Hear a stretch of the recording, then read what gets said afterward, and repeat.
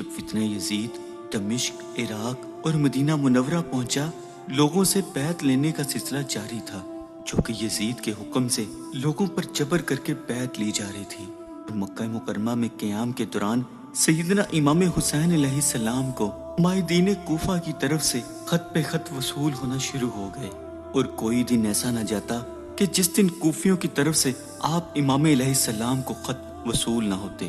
جب کوفیوں نے دیکھا کہ آپ امام علیہ السلام کی طرف سے پیغام تسلی بخش نہیں آ رہے، انہوں نے اپنا ایک وفد آپ کی طرف بھیجا، جن میں عراق کے مشہور لوگ شامل تھے۔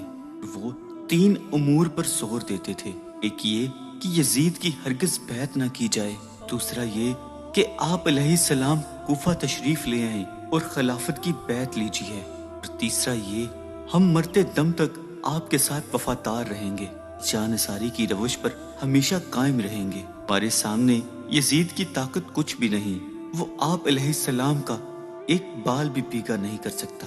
حجاز اور عراق آپ علیہ السلام کے ساتھ ہوں گے، اور ایک شام آپ علیہ السلام کا کچھ نہیں بگاڑ سکے گا۔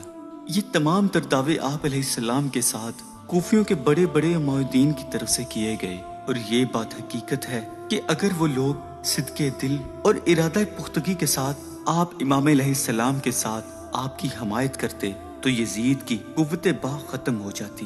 آپ علیہ السلام یزید کو ایک فاسق اور نااہل سمجھتے تھے۔ کوفیوں کے یوں بار پر خط لکھے جانے پر آپ امام علیہ السلام نے ایک حکمت عملی اپنائی، اور خود جانے کی بجائے پہلے اپنے چچا زاد بھائی حضرت مسلم بن عقیل کو کوفہ کی جانب روانہ کرنے کا فیصلہ کیا۔ جب حضرت مسلم بن عقیل کوفہ پہنچے تو لوگوں نے آپ کا پرزور استقبال کیا، اور جوک در جوک آپ کی خدمت میں پیش ہونے لگے اور آپ کے ہاتھ پر بیعت کرنے لگے۔ تقریباً 40,000 کے قریب لوگوں نے ایک ہی دن میں آپ کے ہاتھ پر بیعت کی۔ جب 40,000 بیعت کر چکے تھے تو امام مسلم بن عقیل نے دیکھا کہ حالات سازگار ہیں۔ آپ نے امام علیہ السلام کو خط لکھا، آپ تشریف لے آئیں۔ اس وقت کوفے کے گورنر حضرت نعمان بن بشیر رضی اللہ تعالیٰ عنہ تھے، جو ایک نیک اور صحابی رسول تھے۔ کوفہ والوں کی تمام تر سرگرمیوں کا مشاہدہ کر رہے تھے۔ سیدنا امام حسین علیہ السلام کے نمائندہ کی حیثیت سے حضرت مسلم بن عقیل کی قدر و منزلت اور عزت افزائی پر خاموش تھے، اور آپ نے حضرت مسلم بن عقیل کے خلاف کوئی حکمت عملی نہ اٹھائی۔ جب یہ خبر دمشق میں یزید تک پہنچی تو اس نے حضرت نعمان بن بشیر کو فوری طور پر اقتدار سے برطرف کر دیا، اور عبداللہ بن ابن زیاد کو کوفے کا نیا گورنر مقرر کیا۔ اور یزید نے عبداللہ ابن زیاد کو یہ حکم دیا، مسلم بن عقیل کو یا تو کوفے سے نکال دو یا پھر قتل کر دو۔ ابن زیاد جو کہ بصرہ میں موجود تھا، اپنے 70 سواروں کے ساتھ روانہ ہوا۔ روانہ ہونے کے بعد اس نے وہ راستہ چھوڑ دیا جو بصرہ سے کوفہ جاتا تھا، وہ راستہ اختیار کیا جو مکہ مکرمہ سے کوفہ جاتا تھا۔ اور اس فیصلے کے پیچھے اس معلون کی ایک گہری اور شیطانیت منصوبہ بندی تھی۔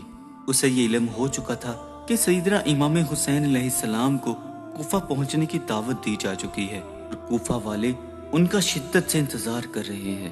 اور ان تمام تر معلومات سے فائدہ اٹھاتے ہوئے اس نے کوفہ والوں کو دھوکہ دینے کی کوشش کی، جس میں وہ کامیاب ہو گیا۔ جب وہ کوفہ کے قریب پہنچا تو ایک جگہ رک کر شام کا انتظار کرنے لگا، اور اندھیرا چھاتے ہی اپنے لشکر کو چھوڑ کر چند قابل سپاہیوں کو ساتھ لے کر روانہ ہو گیا۔ ادھر کوفہ کے لوگ آپ امام علیہ السلام کا انتظار کر رہے تھے، سمجھے کہ شاید سیدنا امام حسین تشریف لے آئے۔ انہوں نے نعرے بلند کیے، اور ابن زیاد قارانہ انداز میں محل کی طرف روانہ ہوا۔ تمام تر لوگ نعرے بازی کرتے ہوئے اس کے پیچھے پیچھے جا رہے تھے، لیکن اس نے کسی کی طرف بھی توجہ نہ دی، اور محل میں داخل ہوتے ہی اس نے تمام تر دروازے بند کر دیے، اور کئی لوگ سمجھ گئے یہ سیدنا امام حسین نہیں ہے بلکہ کوئی اور ہے۔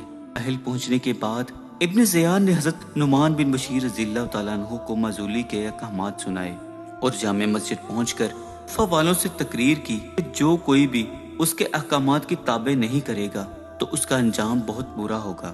چونکہ کوفہ والے وفادار نہ تھے اور بہت ہی بزدل لوگ تھے، ابن زیاد کی اس تقریر کو سن کر گھبرا گئے اور ڈرنے لگے۔